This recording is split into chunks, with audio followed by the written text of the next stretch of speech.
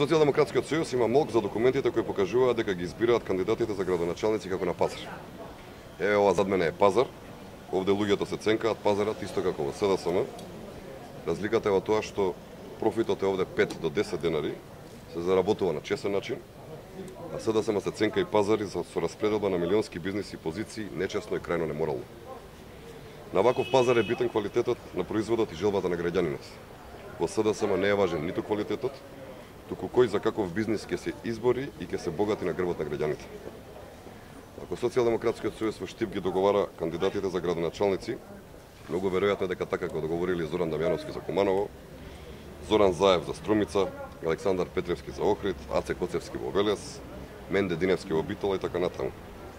Социјалдемократскиот сојуз веројатно така ги договара и кандидатите за градоначалници во Скопје.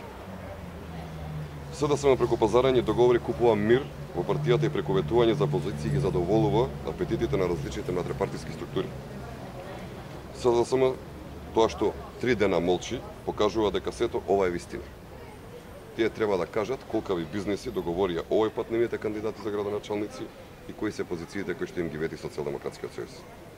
Имаш прашање? Не. Добро.